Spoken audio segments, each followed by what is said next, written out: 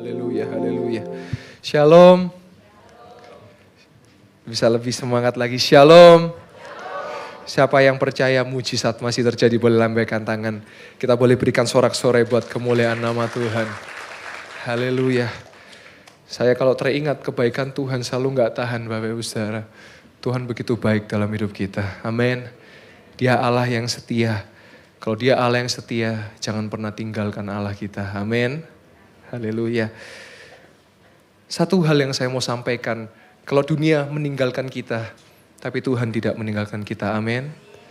Ada satu fenomena yang sekarang sedang ramai di anak-anak muda, yaitu bunuh diri.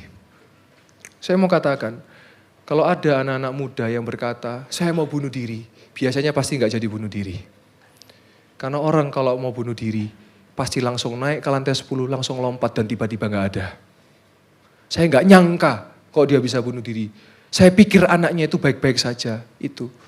Tapi kalau masih ngomong, besok saya tak bunuh diri. Ayo bareng-bareng yuk, kita beli baygon tah, beli apa tah, minum tah. Karena biasanya baru di mulut itu. Tapi kalau sudah di titik yang sangat membahayakan, biasanya nggak ngabarin orang, nggak ngomong orang, naik ke atas tiba-tiba lompat. Dan tiba-tiba hilang. Tapi hari ini, kalau engkau masih bisa beribadah, kalau engkau masih bisa menikmati hadirat Tuhan, karena Tuhan baik dalam hidup Anda dan saya. Amin. Amin. Haleluya. Tadi pagi saya baru tiba dari Blitar. Saya kemarin pelayanan di Blitar 2 hari. Saya berangkat pagi tadi subuh jam 2. Saya kejar berangkat pagi karena jam 6:30 harus doa, tapi ternyata jam 3, jam 4 saya ngantuk. Jadi saya lebih pilih berhenti di pom bensin dan saya tidur daripada saya paksa membahayakan karena ada istri dan anak saya. Akhirnya 4:30 baru berangkat, saya terus minta dengan Pak Buyung, Pak tolong gantikan saya untuk memimpin doa di pagi hari tadi. Terus akhirnya saya tidur sejenak, saya bangun langsung berangkat ke gereja dan 7:30 saya tiba di gereja. Saya bersyukur bisa berjumpa dengan jemaat juga di ibadah yang mujizat. Dan saya percaya sampai detik ini mujizat masih terjadi. Amin. Amin. Kita mau belajar dari sepenggal kisah di Alkitab tentang seseorang yang buta. Buta artinya apa? Tidak bisa melihat. Yaitu Bartimeus. Ya. Kita melihat di ayat kesukaan kita semua ayat terakhir. Ya, cuman satu pasal aja ya. Di Markus 10. Ayat yang ke-46 sampai yang ke-52. Firman Tuhan berkata, lalu tibalah Yesus dan murid-muridnya di Yeriko. Dan ketika Yesus keluar dari Yeriko, jadi saudara perlu tahu ada kota namanya Yeriko. Kota Yeriko adalah kota tertua di dunia dan kota terendah di dunia. Kalau saudara punya kesempatan nanti bisa ikut bersama dengan Blessing Yestoya Ministry. Kita akan ke Israel di bulan November, nanti kita akan ke Yeriko. Nah Yeriko sekarang ada di bawahnya otonomi Palestina. Nah jadi di situ ada namanya kota Yeriko. Di kota Yeriko ada beberapa kejadian yang Alkitab catat. Salah satunya ketika Tuhan Yesus dicobai oleh iblis. Lalu di situ juga ada tembok Yeriko. Ada yang tahu berapa kali bangsa Israel berputar? 7 kali? 13 kali. Ya. 6 kali dan pada hari yang ke-7 plus 7 kali. Jadi 13 kali. Dan di situ juga ada Elisa melakukan air dengan garam, di situ airnya jadi sehat. Memang betul, Alkitab itu mencatat, saya sedang belajar mengkaji lifestyle, healthy lifestyle dari Alkitab. Salah satunya minum air garam. Karena Elisa ketika memasukkan garam ke dalam air itu menjadi sehat. Ternyata garam itu juga baik. Jadi pagi hari saudara bisa ambil secuput, masukkan ke dalam air dan minum dengan air putih. Nah lanjut ya tentang Yeriko, di ayat yang ke-46. Ketika Yesus keluar dari Yeriko bersama-sama dengan murid-muridnya dan orang banyak yang berbondong-bondong, ada seorang pengemis yang buta. Bernama siapa? Bartimeus, anak Timeus. Duduk di pinggir jalan. Jadi sudah pengemis, buta lagi. Soro ya, kasihan. Ayat 47. Ketika didengarnya bahwa itu adalah Yesus orang Nazaret, jadi ketika Bartimeus mendengar, karena dia gak bisa melihat.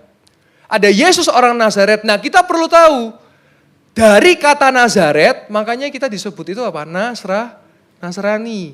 Karena Yesus orang Nazaret. Nah Yesus orang Nazaret karena ayahnya Yusuf dari Nazaret, kampung halamannya. Jadi disebut Nasrani, tetapi saya hari ini lebih bangga disebut apa? Kristiani. Kenapa Kristiani? Karena ada kata Kristus di situ. Kita adalah pengikut Kristus. Jadi kalau saya pas di acara umum, di forum umum, saya selalu permisi ya, saya pimpin doa dalam Kristiani, bukan Nasrani. Karena Kristiani artinya kita adalah pengikut Kristus. Kalau ada orang umum tanya, Bapak apa ya? Saya Kristiani. Karena saya mau ada kata Kristus yang diperdengarkan. Kalau Nasrani salah satunya karena dari Nazaret. Jadi Nasrani. Ya lanjut ya. Mulailah ia berseru, Yesus anak Daud, kasihanilah aku. Ayat ke-48. Banyak orang menegurnya, diam. Namun semakin keras ia berseru, anak Daud, Yesus kasihanilah aku. Saudara, kalau Anda di gereja mau berseru, kalau Anda gereja mau berdoa, silahkan. Karena Yesus akan tertarik perhatiannya dengan orang yang sungguh-sungguh berseru dan berdoa. Ada amin? Ayat 49. Ketika dia berteriak, berseru, Yesus berhenti dan berkata, panggillah Bartimeus. Mereka memanggil orang buta itu, yaitu Bartimeus, dan berkata kepadanya, kuatkan hatimu, berdirilah sebab Yesus memanggil engkau. Hari ini kita dapat menarik perhatian Yesus dengan berseru, dengan berdoa, dengan berkata-kata, Yesus anak Daud kasihanilah aku. Ayat 50. Lalu ia menanggalkan jubahnya, ia segera berdiri dan pergi mendapatkan Yesus. Ayat ke-51. Tanya Yesus kepadanya, apa yang kau kehendaki supaya aku perbuat bagimu? Ini aneh ya Bapak Ibu ya.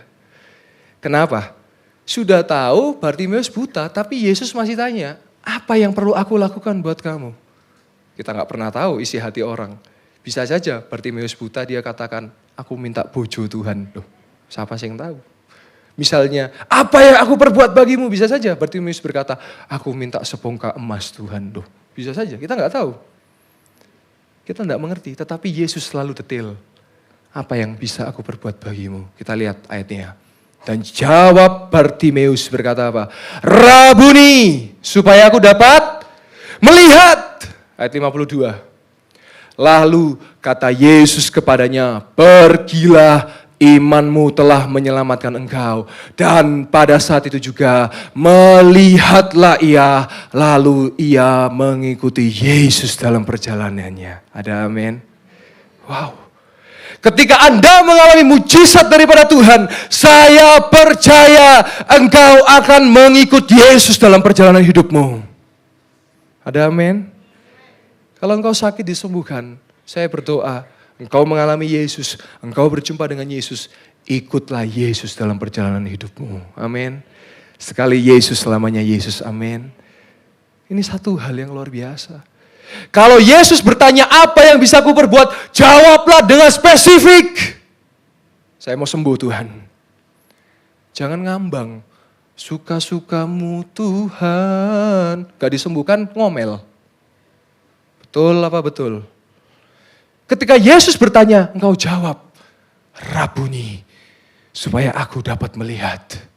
Dan Yesus ketika dia berjanji, dia pasti mengenapi. Ketika dia berkata, apa yang bisa aku perbuat? Dia minta, Rabuni, supaya aku melihat. Dan Yesus menyembuhkan. Apa yang menyembuhkan? Imannya di dalam Yesus. Saya masih percaya sampai detik ini, mujizat masih terjadi. Ada amin. Mujizat gak hanya berbicara kesembuhan. Mungkin kau sedang lemah secara jiwa. Sudah mulai dikit-dikit ketawa sendiri. Datang kepada Yesus. Dia masih bisa memulihkan jiwa. Amin. Dikit-dikit sudah mulai suka nangis sendiri. Gak ada apa-apa, nangis sendiri. Cek. Datang kepada Yesus. Dia masih sanggup memulihkan jiwa. Ada amin? Amin. Saya dapat berkata kenapa? Berkata demikian kenapa? Karena saya masih percaya kita punya Tuhan dan kita punya pengharapan. Ada amin? Ada lagu berkata, aku masih punya Tuhan, punya pengharapan. Aku tetap beriman, Tuhanku, Yesus kekuatanku. Yesus kekuatanku, aku masih punya Tuhan. Di sini semua punya Tuhan, boleh lambaikan tangannya. Kita kasih tepuk tangan buat kemuliaan nama Tuhan. Haleluya. Justru tantangannya apa Bapak Ibu Saudara? Oh kalau kita ke gereja semangat, amin, amin, amin, amin gitu ya. Aku masih punya Tuhan, punya pengharapan. Hari Senin berubah lagunya. Aku masih punya hutang dan punya cicilan dan berbunga-bunga. Nah itu. Tetapi saya percaya kita masih punya Tuhan Yesus yang sanggup menolong kita. Ada amin. Haleluya. Apa yang kita bisa belajar dari iman Bartimeus? Ada dua hal secara cepat. Setelah itu saya akan membuka altar dan saya rindu berdoa buat saudara. Ibadah mujizat memang didesain untuk saudara yang mungkin bukan hanya sakit jasmani, tapi engkau mengalami lemah secara rohani. Mungkin engkau mengalami sedang depresi. Jangan merasa sendiri. Kita masih punya Tuhan. Amin. Engkau mungkin punya masalah dalam keuangan. Mungkin engkau sedang mencari pekerjaan. Saya akan membuka altar. Jangan gengsi. Ini pribadi engkau dengan Tuhan. Enggak usah toleh kanan kiri. Kalau engkau mau maju, saya buka altar. Engkau boleh maju. Datang kepada Tuhan. Saya rindu berdoa buat saudara. Nah kita belajar dari iman Bartimeus. Ada dua hal yang kita bisa belajar. Yang pertama, kita mau percaya kepada Yesus secara penuh dan percaya akan kemampuannya. Kalau kita melihat orang melihat Yesus sebagai orang Nazaret, tetapi Bartimeus melihat Yesus sebagai anak Daud. Itu dua hal yang berbeda. Karena kalau orang melihat Yesus orang Nazaret, mereka melihat Yesus hanya biasa saja.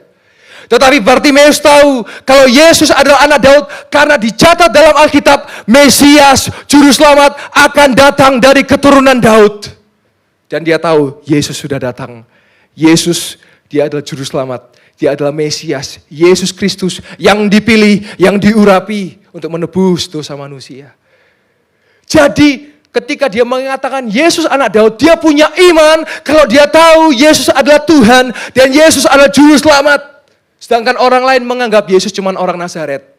Hari ini kita harus tahu kita punya Tuhan Yesus yang sanggup, yang mampu untuk menolong Anda dan saya. Ada amin? Amin. Yang kedua, apa yang kita bisa belajar? Saudara tahu, Bartimeus dia buta. Berarti kalau dia buta, dia tidak bisa. Pernah dengar kalimat iman timbul dari pendengaran? Akan firman Tuhan tahu? Ya ini bukti nyatanya. Bartimeus dia buta, ya. Tapi dia mendengar firman Tuhan. Dan ketika dia mendengar firman Tuhan, dia mendengar tentang Yesus. Dia tahu saat itu Yesus melakukan mujizat. Dia tahu saat itu Yesus mengajar tentang firman. Dia tahu saat itu Yesus berkata, akulah jalan kebenaran dan hidup. Timbullah imannya. Walaupun dia buta, tapi imannya timbul. Timbul karena apa? Pendengaran. Ketika dia mendengar, Yesus orang Nazaret mau lewat, Yesus orang Nazaret mau lewat. Dia tidak teriak Yesus orang Nazaret. Apa yang dia teriakkan? Yesus anak Daud, kasihanilah aku. Yesus anak Daud, kasihanilah aku. Sekitarnya bilang, diam. Jangan kamu, diam. Tambah kenceng dia. Yesus anak Daud, kasihanilah aku. Dan Yesus tertarik perhatiannya. Dan langsung dia berkata, apa yang aku dapat berbuat bagimu? Hari ini kalau Yesus secara pribadi datang kepada engkau. Dan dia berkata, apa yang aku bisa perbuat bagimu? Kau bisa jawab kepada Yesus, apa yang Yesus bisa berbuat bagimu? Wow. Iman timbul karena pendengaran akan firman Tuhan. Itu tercatat di dalam kitab Roma. Kenapa dikatakan iman timbul dari pendengaran? Karena pada saat itu banyak orang yang buta huruf. Alias tidak bisa baca huruf. Tidak bisa baca tulisan. Makanya pada saat itu banyak orang yang mendengar firman. Kalau saya boleh tambahkan firman Tuhan. Bukan hanya mendengar. Tapi membaca firman Tuhan. Ini Alkitab saya waktu SD. Dan sampai hari ini saya berkhotbah. Saya masih suka pakai Alkitab. Sudah lecet-lecet ini saya masih suka. Kenapa? Karena ini firman yang hidup. Tuhan Yesus dari dulu sekarang sampai selamanya tidak pernah berubah. Amin. Apakah Anda masih membaca Alkitab? Atau masih? Haleluya. Atau Alkitabnya dibuat ganjel pintu? Atau Alkitabnya dibuat balang karena keras, karena abot? Jangan. Baca firman Tuhan. Amin. Karena firman Tuhan yang membuat iman kita timbul. Dan sebagai penutup Bapak Ibu, sebelum saya akan memanggil pemain musik ke depan. Kemarin ada seorang oma yang bersaksi kepada saya. Dan oma itu hadir di sini pada saat ini. Bersaksi bagaimana sakit mah, sudah berapa lama ke dokter, minum obat. Dan ketika datang di ibadah mujizat, keesokan harinya sembuh. Dan sampai hari ini sehat sudah 3 minggu. Kita boleh kasih tepuk tangan buat kemuliaan nama Tuhan. Dan saya boleh undang Oma, boleh maju ke depan Oma. Oma yang di belakang, Oma Dorothea ya. Iya Oma. Ya, boleh maju. Saya pengen Oma bisa bersaksi bagaimana cerita singkat pada jelasnya ya Oma ya. Apa yang Oma alami supaya jemaat mendengar dan iman bisa timbul. Silakan Oma, namanya siapa dan ceritanya bagaimana Oma? Shalom. Nama Shalom. saya Oma Meing, tapi Ya, kalau Oma. di KTP enggak sama. Oh iya. Jadi jangan kaget kalau namanya enggak sama. Baik Oma. Gimana ceritanya Oma? Kapan itu awal bulan itu saya sakit lambung. Iya. Saya sudah ke dokter dan sudah minum obat 2 kali. Tapi kok rasanya enggak enak gitu ya. Terus kayaknya Roh Kudus tuh mimpin saya. Nanti hari Minggu kalau Ko Yoel membuka altar call ya, nanti minta didoakan aja, nanti pasti sembuh. Jadi Amin. iman saya berkata begitu. Terus besoknya begitu pulang dari sini ya, besoknya sudah enak. Sudah Malamnya ya masih kurang enak ya, tapi besok bangun tidur sudah enak. Sampai hari ini ya? Iya, Sudah sampai berapa hari minggu ini. Oma? 3 minggu. 3 minggu. Iya. Puji Tuhan, yang nyembuhkan siapa Oma? Tuhan Yesus. Tuhan Yesus. Kita kasih tepuk tangan buat Tuhan Yesus. Terima kasih Oma, Tuhan Yesus memberkati. Iya, makasih Oma Meing. Puji Tuhan, luar biasa Bapak Ibu. Iman timbul dari pendengaran. Saya percaya banyak kesaksian. Terima kasih ya Oma. Kemarin habis ibadah pionir, saya didatangi Oma.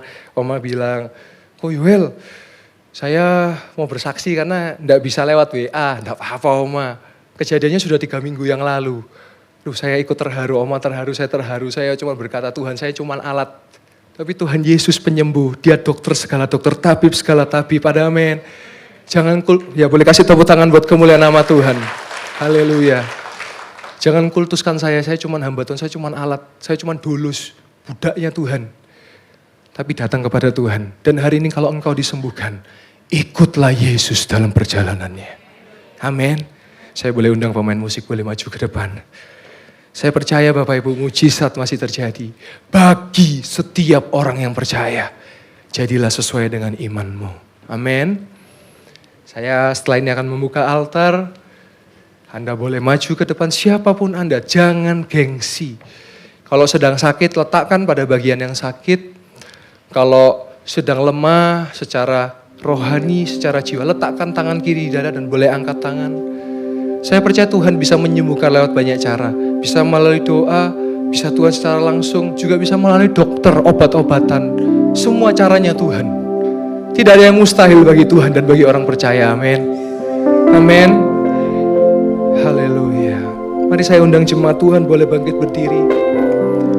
Saya masih percaya kita masih punya Tuhan. Mungkin secara fisik kita tidak melihat. Tetapi kita dapat berjumpa pribadi lepas pribadi dengan Yesus. Dan pendengaran akan firman Tuhan membuat iman itu timbul. Dan ketika iman itu timbul, yang mustahil bagi manusia menjadi mungkin. Amin. Sebab tidak ada yang mustahil bagi Tuhan dan tidak ada yang mustahil bagi orang yang percaya.